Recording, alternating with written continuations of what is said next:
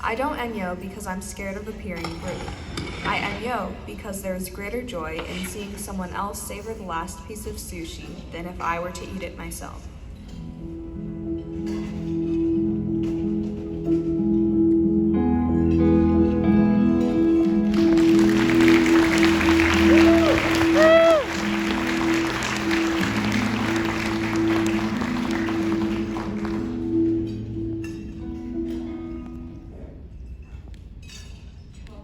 Thank you guys so much. My name is Kristen Sato. And I'm Jessica Bukowski. And it is just such an incredible honor to be here today. This is our first JACL convention, and we want to give a special thank you to the NYSC.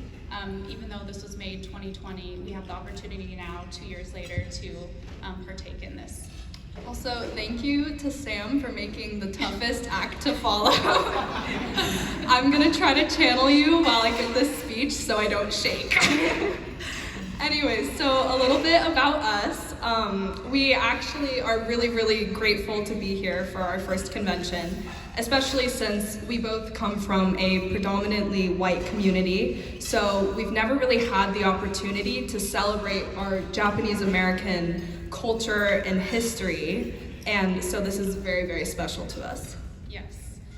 Our experience is very much Japanese American. We are Happas, we are Yonsei, and we've never been to Japan. So a lot of the ways that we are able to connect with our Japanese heritage and culture is through our family, such as our grandpa, and now through our JACL community family. Yeah, and making this film was so special to learn the stories of our Nisei grandfather, who's 92, almost 93. Shout out Grandpa! Just kidding, he's not here. And also, really, it's been great exploring this idea, this concept of Enryo, excuse my pronunciation, which has been really meaningful to our family and informing our identity, especially as the meaning has changed and altered as it has been passed down through the generations. So Jessica and I are very close, but we're 10 years apart. So we're cousins by chance, but friends by choice.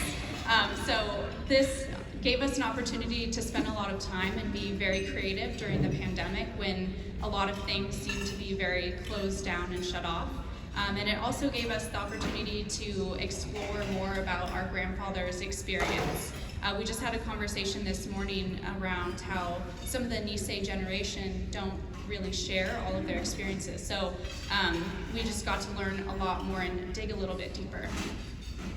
Yes, and this film has also been super great for us bonding during the pandemic. It's sort of like our little time capsule, not only for us, but also for our grandpa. And our family can watch this in 50 years and remember his legacy.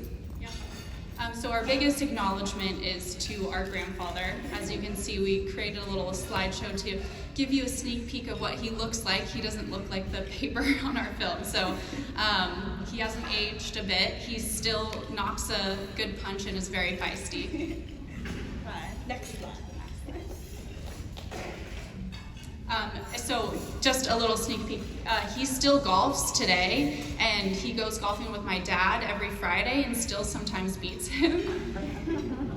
And don't let his 5'2" stature fool you. He still has the biggest appetite of anyone I've ever met in my life. He's still a huge source of entertainment and loves to be silly and keeps us laughing. And this is probably his most prized possession, this picture right here.